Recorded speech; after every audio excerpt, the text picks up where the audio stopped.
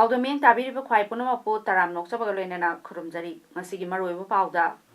Maharaj Gambir Singha lekhidabagi chahi chamaga marifu manga suba kumon thoram pangthokre Maikai kayadagi Citizenship Bill 2016 yaningdaba phongdoknarakli loinana Citizenship Bill na Assam amasong awang nongpok miyamgi hak sokpa leiroi haina Prime Minister Narendra Modi na haikre mabungaiba pawmu pizari Manipur lenga ki State Archaeology Department of Art and Culture na sinduna Maharaj Gambir Singha na lekhidabagi chahi chamaga marifu manga suba kumon thoram ngasi ayuk pung mapal makai taba matamda Imphal West District ki Langthabalda leiba Maharaj Gambir Singha gi khubamda pangthokre thoram asida athoibo mitung oikiba Manipur ki Chief Minister Nongthombam Birena haiki center na adu tau ada tau hairaga aikoina pangya yagadaba nate maru oiribadi miyamna thajaba amagi makhada thabak tauba adu lengangna pamlibasi Citizenship Amendment Bill pass taurabadi North East ki miyamna lamdam amagi furup sing mutkragani haina pakhatnabaga loinana mitop sing haijillaktuna lamdam ama mutkragani haibadu BJP na madu toholoi maduna maram oiraga center da masina thabak oina onthok tuingaida SNPB nanaba haijakrabani masigi mamangda kanagumbana mafam amada hekta laklaga lamleiba yadanabagi bill amasu semduna thamkrabani ngasi mak juri bamda mitop miyancha sing haijillaktuna laisiliriba asi ngasi ngarangi thabak nate BJP na lengak painingai matamda sunate mamangdagi lereklaba tawraklaba thabak ngaktani punomag asi koknaba haujiki BJP gi lengak asina kanna honari lengak asina lamdam asida lona changlakpa Rohingya kaya faraga thadokre juri bamda amadi atai section thorang kaya lokali masi chahi kun kuntragi mamangda tawrambra haina hangladuna lengak asi Jinna thabak tawbagi mahuta thabak oina tawsi maramaduna Citizenship Amendment Bill pass tawkhibagi matangda miyamna ka henna pakhat kumse madugi mahuta tawgadaba thabak adu khakta mai onsinse CM na makha tana haiki pikraba Manipur asidasu India ga manana furup kundagi na nifu henna lei masi miyam asi solve tawnaba laknabada awaba ma oire masigi marakta lenga gasina pamdaba thodok wathoksu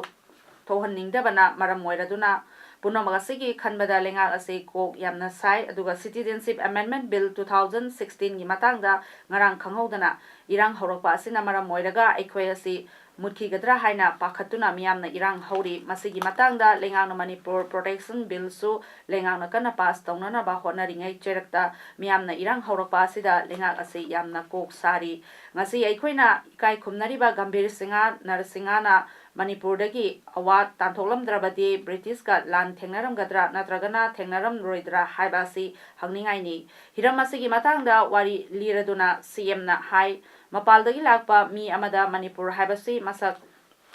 khanginglabadi mafam asida laklaba matamda Manipur haiba state asi masak khangani pagasida puwari gi ningthaurol gi wari kaya iduna takli lamdam asida hojik thokliba amasung tholakadaba thodok wathok khudingmak aikhoi punna kok chungsinnaraga thengnaminarba mathau tai loinana Maharaj Gambir Singha gi khubam semgatpada mateng pangkhiba Langthabal Kendra gi naha singbusu Chief Minister na thagatpa phongdokladuna mafam asida leiriba lesang hiden puwari gi oiba mafam ni masi matau karamna tawsige natragana Sangai Festival da yahonduna tourist sport ama ohennaba Kendra gi MLA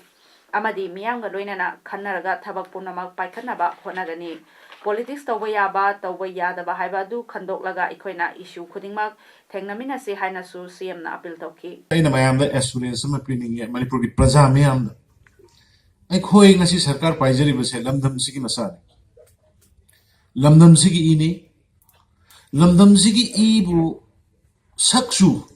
leijari ba khoi ngak pai base khoi gi thaw Bharat federal structure center gi oiba mogi lawriba potuna hekta khuding makta adu taw har khanda ekhoi supunya yagadaba nati khoi gi state gi oiba ekhoi gi firep ekhoi gi assembly gi oiba ekhoi gi praja sing oiba firep tu da sigi sarkar se chatkani hai basi mai mayam assurance bijagi nasi assembly gi madi praja manipur praja mayam gi madi thasa bai koi mangalo nammi ga ekoi gi leiriba minorities singi constitution da dum allowed to bapone constitution da minority linguistic ki oiro culture ki oiro religious ki oiro protection ki sound room bi bapone madu ki room karai jano thira kanda hairiba citizen bill sina effect of ganaba ꯑꯩꯈꯣꯏꯗ ꯉꯁꯤ ꯀꯤꯕꯒꯤ ꯂꯩꯔꯤꯕ ꯁꯥꯇ꯭ꯔ ꯅꯍꯥꯔꯣꯜꯗ ꯇꯨꯡꯒꯤ ꯃꯤꯔꯣꯜꯗ ꯑꯩꯈꯣꯏ ꯃꯌꯥꯝꯗ ꯂꯩꯔꯤꯕ ꯑꯀꯤꯕ ꯑꯁ ꯑꯗꯨꯃꯥꯏꯅ ꯇꯧꯔꯒꯗꯤ ꯀꯩꯅꯣ ꯕꯦꯡꯒꯣꯂꯤ ꯃꯌꯥꯝ ꯕꯪꯒ꯭ꯂꯥꯗꯦꯁꯇꯒꯤ ꯆꯪꯉꯛꯑꯒ ꯇꯥꯁꯜꯂꯒ ꯁꯨꯃꯥꯏꯅ ꯇꯧꯒꯗ꯭ꯔꯥ ꯅꯣ ꯃꯗꯨ ꯇꯧꯍꯜꯂꯣꯏ ꯑꯩꯈꯣꯏ ꯊꯧꯔꯝ ꯑꯁꯤꯗ ꯑꯥꯔꯠ ꯑꯦꯟ ꯀꯜꯆꯔꯒꯤ ꯃꯤꯅꯤꯁꯇꯔ ꯑꯦꯜ ꯖꯌꯟꯇꯀꯨꯃꯥꯔ ꯑꯃꯁꯨꯡ ꯀꯟꯖꯨꯃꯔ ꯑꯦꯐꯤꯌꯔꯁꯀꯤ ꯃꯤꯅꯤꯁꯇꯔ ꯀꯔꯥꯝ ꯁ꯭ꯌꯥꯝꯁꯨ ꯁꯔꯨꯛ ꯌꯥꯈꯤ ꯑꯃꯔꯣꯝꯗ Maharaja Gambhir Singh death anniversary observation committee MGSDAOC Jiribam district ꯃꯅꯤꯄꯨꯔꯅ ꯁꯤꯟꯗꯨꯅ ꯂꯩꯈꯤꯗ꯭ꯔꯕ ꯃꯍꯥꯔꯥꯖꯥ ꯒꯝꯚꯤꯔ ꯁꯤꯡꯍꯒꯤ ꯖꯨꯔꯤꯕꯥꯝꯗ ꯑꯍꯥꯟꯕ ꯑꯣꯏꯅ 135 ꯁꯨꯕ ꯗꯦꯠ ꯑꯦꯅꯤꯚꯔꯁꯔꯤ ꯅꯤꯡꯁꯤꯡ ꯀꯨꯝꯑꯣꯟ ꯅꯨꯃꯤꯠ ꯑꯣꯕꯖꯔꯕꯦꯁꯟ ꯗꯦ ꯖꯨꯔꯤꯕꯥꯝꯒꯤ ꯅꯤꯡꯁꯤꯡ ꯈꯨꯜ ꯕꯥꯏꯑꯣꯗꯥꯏꯚꯔꯁꯤꯇꯤ ꯄꯥꯔꯛꯀꯤ ꯑꯣꯗꯤꯇꯣꯔꯤꯌꯝ ꯍꯣꯜꯗ ꯄꯥꯡꯊꯣꯛꯈ꯭ꯔꯦ ngasi pangthokhiba 135 suba date anniversary ki thoram aduda KH Janaki Devi Adaksha Jilla Parishad Juribam District B Sarat Sharma Chairman Observation Committee Juribam Sunil Karam President UCM Manipur Nongchombam Rupachandra Vice President UPF Manipur Dr. Kunjalal Yendrembam Silchar Tarapur Assam S. Maniton Singh General Secretary Senior Citizen Society Juribam Amade K. Gopendra Mite Secretary Far West UFO Juribamna Athoiba Mitunglen Amade Akhanaba Lengbirakpo oina saruk yakhi Thorongi Athoiba Mitunglen oikiba KH Janaki Devi Adaksha Jilla Parishad Juribam District na Maira Chukhatuna Thoramadu Haudoki Central Trade Union and Employees Sinmi Singhi Hak Fangalu Haina Bharat Pumbada Ngarangdagi Hauduna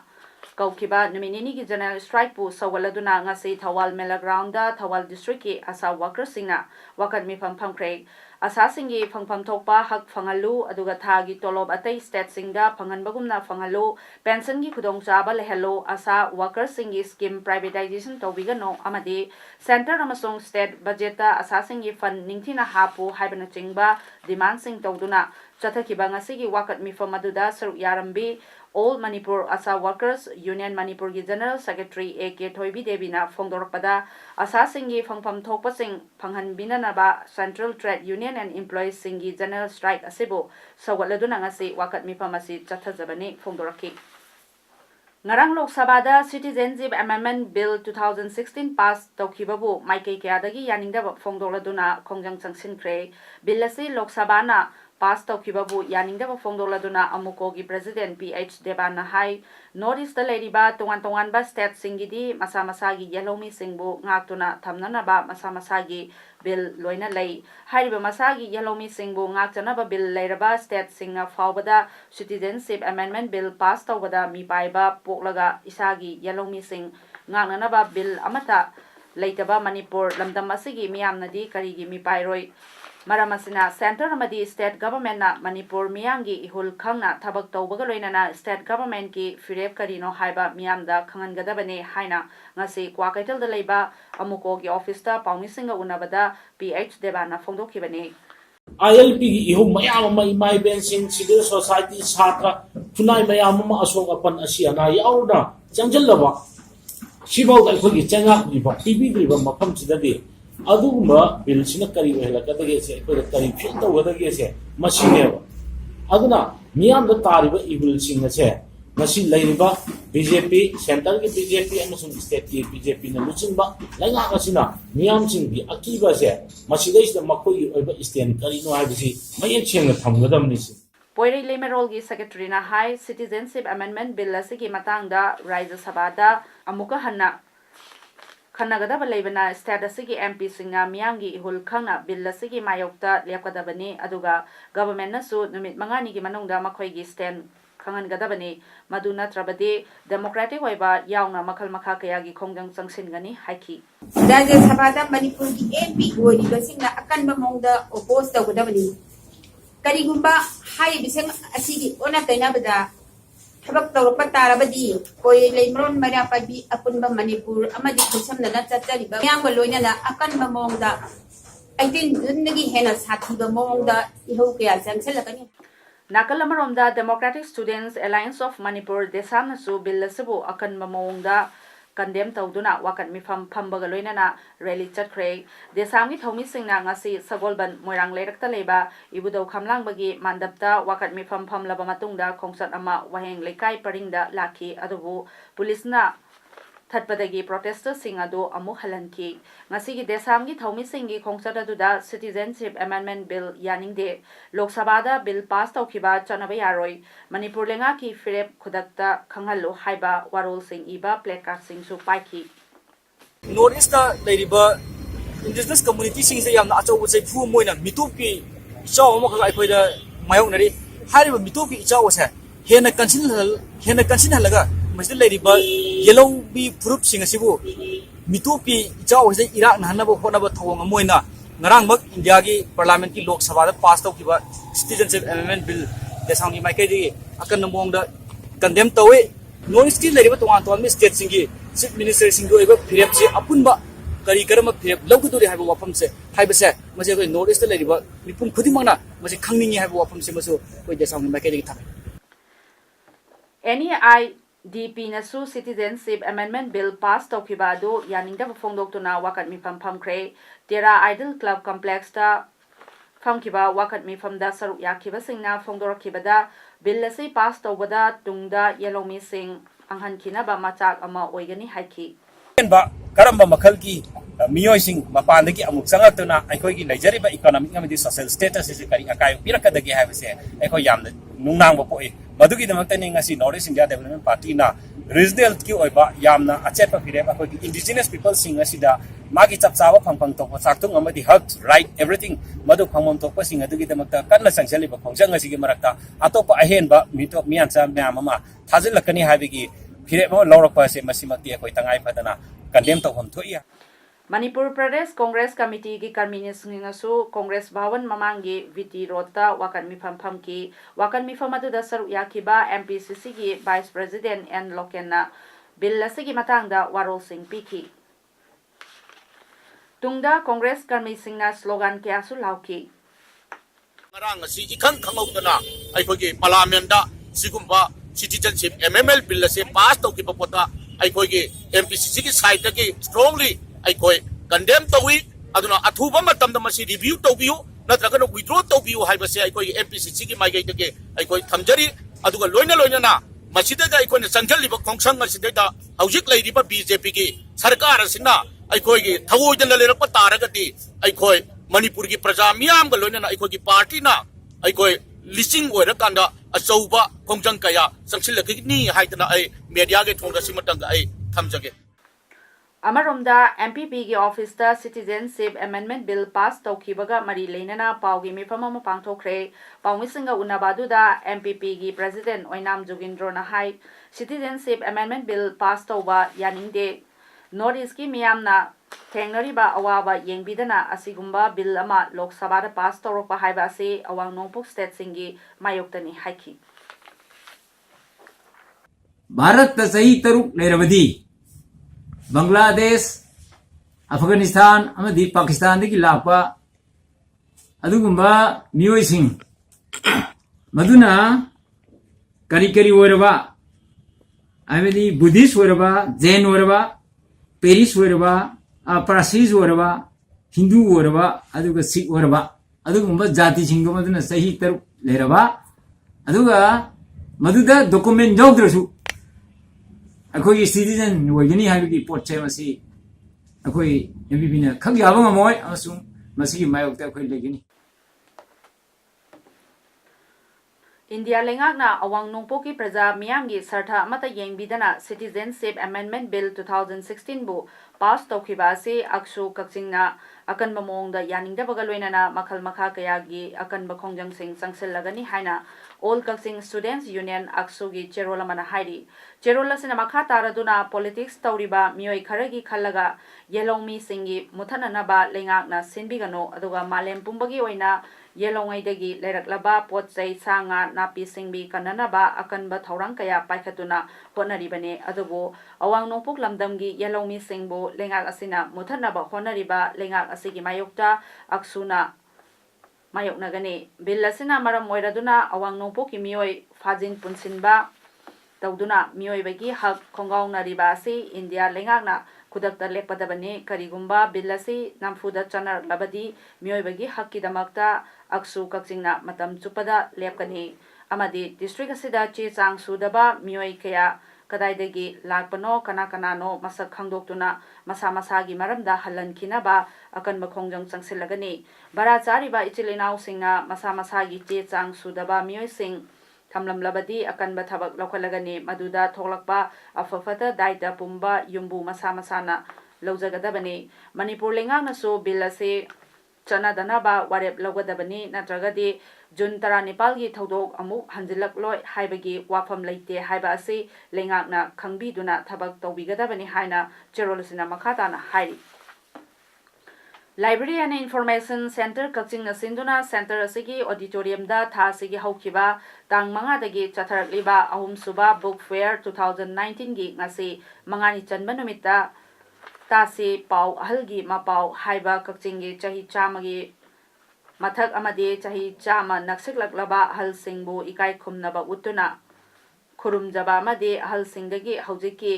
ꯃꯤꯔꯣꯜꯅ ꯈꯪꯍꯧꯗ꯭ꯔꯕ ꯎꯍꯧꯗ꯭ꯔꯕ ꯈꯪꯖꯤꯟꯕꯗ ꯀꯥꯟꯅꯔꯕ ꯍꯧꯖꯤꯛ ꯃꯇꯝꯒꯤ ꯊꯧꯗꯣꯛ ꯀꯌꯥ ꯑꯃꯗꯤ ꯑꯍꯜꯁꯤꯡꯅ ꯊꯦꯡꯅꯔꯛꯈꯤꯕ ꯊꯧꯗꯣꯛ ꯀꯌꯥꯒꯤ ꯄꯥꯎꯗꯝꯁꯤꯡ ꯇꯥꯕꯒꯤ ꯈꯨꯗꯣꯡꯆꯥꯕ ꯂꯩꯖꯕꯤ ꯊꯧꯔꯝ ꯑꯃ ꯄꯥꯡꯊꯣꯛꯈ꯭ꯔꯦ ꯉꯁꯤꯒꯤ ꯊꯧꯔꯝ ꯑꯗꯨꯗ ꯁꯔꯨꯛ ꯌꯥꯈꯤꯕ ꯑꯍꯜꯁꯤꯡꯗꯤ ꯅꯥꯎꯔꯦꯝ ꯇꯣꯅꯨꯁꯤ ꯀꯛꯆꯤꯡ ꯈꯨꯟꯌꯥꯏ ꯂꯩꯀꯥꯏ ꯑꯗꯨꯒ ꯃꯌꯥꯡꯂꯝꯕꯝ ꯎꯃꯣꯔ ꯁꯤꯡꯍꯥ ꯄꯗꯦ ꯂꯩꯀꯥꯏ ꯅꯥꯎꯔꯦꯝ ꯑꯣꯡꯕꯤ ꯑꯆꯧꯕꯤ ꯗꯦꯕꯤ ꯀꯛꯆꯤꯡ ꯅꯤꯡꯊꯧ ꯂꯩꯀꯥꯏ ꯃꯌꯥꯡꯂꯝꯕꯝ ꯂꯩꯕꯥꯛ ꯃꯆꯥ ꯁꯤꯡꯍꯥ ꯈꯨꯟꯌꯥꯏ ꯂꯩꯀꯥꯏ ꯑꯗꯨꯒ ꯈꯦꯇ꯭ꯔꯤꯃꯌꯨꯝ ꯃꯪꯒꯣꯜ ꯁꯤꯡꯍꯥ ꯀꯛꯆꯤꯡ ꯇꯨꯔꯦꯜ ꯋꯥꯡꯃ ꯑꯃꯗꯤ ꯌꯦꯡꯈꯣꯝ ꯊꯝꯕꯥꯜ ꯀꯛꯆꯤꯡ ꯃꯌꯥꯏ ꯂꯩꯀꯥꯏꯅꯤ ꯉꯁꯤꯒꯤ ꯊꯧꯔꯝ ꯑꯗꯨꯒꯤ moderator image ꯇꯤꯚꯤꯒꯤ news editor Uttam Kumar ꯅꯥꯎꯔꯦꯝꯅ ꯑꯣꯏꯈꯤ ꯖꯔꯃꯅꯤꯗꯒꯤ ꯍꯧꯔꯒ ꯏꯟꯗꯤꯌꯥ ꯐꯥꯎꯕꯗ ꯀꯟꯇ꯭ꯔꯤ 15 ꯈꯣꯡꯅ ꯃꯊꯟꯇ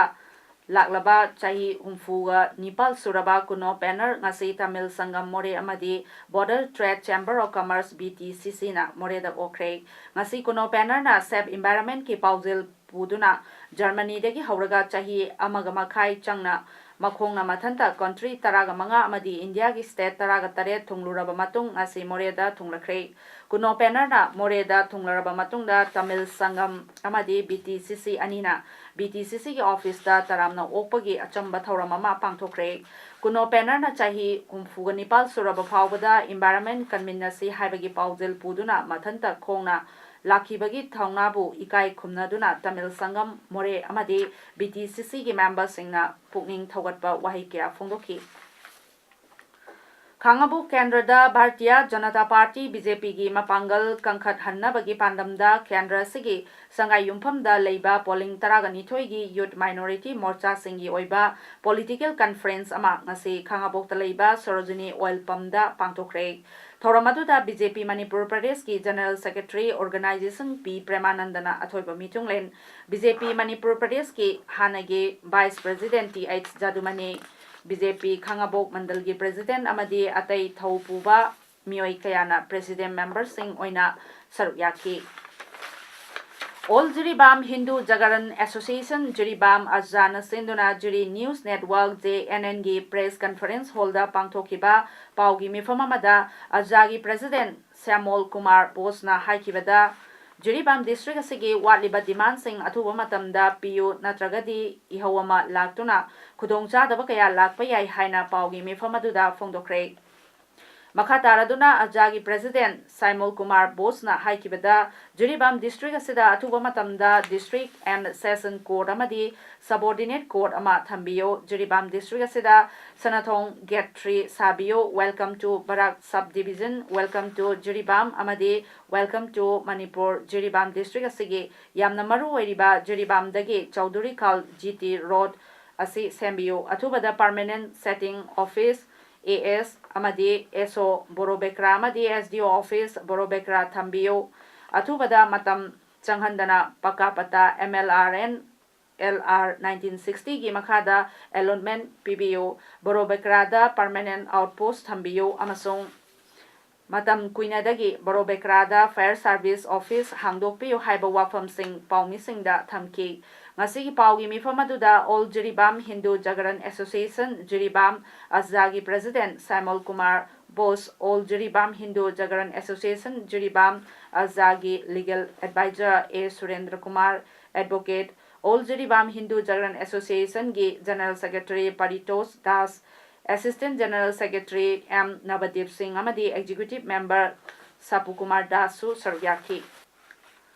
Haukiba thasigi tang marigi numidang wairam pung taruk taramdaida Yai School gi hiru hanjaba lekai da leiba Yumnam Basanta Allies Tombagi Yungi Tongalda Bom Pokai Henkiba do Miambu Aki Akang Pinanaba Amadi Aso Apan Nanganaba Pokai Banate Basantana Luki Senpam Paisin Kraga Chahi Ahum Hena Party Bu Singaduna Tumina Lesing Gibagi Damakta Basanta Bu Party da Sanjar Naba UNLF Napiba Arweba Warning Haina United National Liberation Front Ki Cherolamana Hairi Cherolasina Makata Raduna Yumnam Basantana Luki Senpam mayam ama chahi kayagi mamangdagi paisinkraba lotuna laikhiba amadi hanjin pau faunaraba faubada haijaraba faubada singnaduna lakhibani maralgi hairabadi khudakta sibagi dandi piba yarabani adubu miyoiba haiba se khudongchadaba kaya ama lairamba yai khanduna mahaki khudongchadaba sing adu karino haibadu tathokta sin taunanaraba sanglaba matam ama ngairaga lakpani Basanta Yaol Yahogi Damakta Thamba Party gi Fangi Senpam Singh adu Maranai Wainingbagi Lotuna Laikiba Mitam Criminal Amani Haibasi Manipur Miyamna UNLF na Kanganjari Maramaduna Laikai gi Mairapai Bising Ahalaman Singh Amadi Club ki Miyoi Singa UNLF ki Sen Hatpa Miyoi Basanta bu Sawat Pigano Mahako Social Boycott Taubiyo Haina Appeal Taujari Loinana UNLF na Basanta bu Chairak Pinanaba Honarakpada Micham Miyoi Singna Asok Apan Nangdananaba Yariba Makai Basanta dagi Laptop Pinanaba Amadi Chaminadanabaso ULLF ki Maikai dagi Kanganjari Haina Cherolasina Makata na Hairi Bharatiya Janata Party BJP ki Kakching Mandalna 37/2 Irengban Mairambang ki BJP ki President Oiramba Laitongjam Ipochona Chaliba Thasigi Tang Mangada Lekhitababu Awabu Fongdokpagi Mifamama Ngasi Nungchil Pung Anirom Tabada BJP Kakching Mandal gi Office da Pangtokre Ngasi gi Awabu Fongdokpa Duda Saruk Yakiba Singna Lekhidrabagi Thawaina Isorgi Khuyada Ingna Sikna Leirunaba Minirani Tumina Leptuna Thongjaki Loinana Lekhidrabana Toramba Thabak Thoram Singgi Matangda Singthaki Loinana Lekhidrabagi Imung Manungi Awabadasu Saruk Yarakli Maharashtra da Pangthokpa Miyamgi meeting amada Prime Minister Narendra Modi na wa ngangbada haiki Assam amasung awang nongpoki miyamgi hakta sokpa karimata leiroi Lok Sabha na pass tawkraba Citizenship Amendment Bill 2016 na Bangladesh, Pakistan amasung Afghanistan dagi lakpa Muslim natabasingda Indian citizenship pigadauri bill asi pass tawkhibadagi Assam da BJP ga chatminaramba Asom Gana Parisana Government pu Sogot Patokre Meghalaya gi Chief Minister Comrade Sangana Haikibada BJP ga Makhatana Chaminagatra Haibagi Matangda Khanabada Party ki meeting ama Kauragani Mizoram da BJP ga Kongbu Weriba Mizoram Mizo National Front ki Chief Minister Joram Thangasu Mathwai Nungaitre Hairi Ngarang Kaukiba Ban adubu MNF na Saugatki Mahakna Haiki Billadu Secularism gi Mayokta Lay Aduga Billadu gi Mayokta Akanba Yaningda Fongdoktuna Young Mizo Association YMA na Chithi ama Ikrabane Billadu gi Mayokta Awangnopo ki Mahiroi Singgi Apunba Loop ama Oiriba North East Student Organization Neso Nasu Pung Tramathoi gi Banadu Kokibane General category da laiba sel thumgi fibam fataba miyoi singi damakta chada tara kota thamgadaba bill amangasi Rajya Sabha da khanakre maruiba opposition congress su bill asibu sawatpanina pass tawbada arubadi oiroi hari kota bill asi Lok Sabha na di hanana pass tawkrabane Rajya Sabha da khananaba haurakpada bill adu selection committee da thadakinaba opposition party kharana demand tawki RJD Left Front amadi DMK na demand adubu sawatki Rajya Sabha gi mifam manungda charangna bathokpadagi ꯅꯣꯡꯆꯤꯜꯒꯤ ꯄꯨꯡ 2 ꯐꯥꯎꯕꯗ ꯃꯤꯐꯝ ꯌꯩꯊꯣꯛꯈꯤ ꯑꯔꯣꯏꯕꯗ ꯃꯔꯨꯑꯣꯏꯕ ꯄꯥꯎ ꯑꯃꯨꯛ ꯍꯟꯅ ꯄꯤꯖꯔꯤ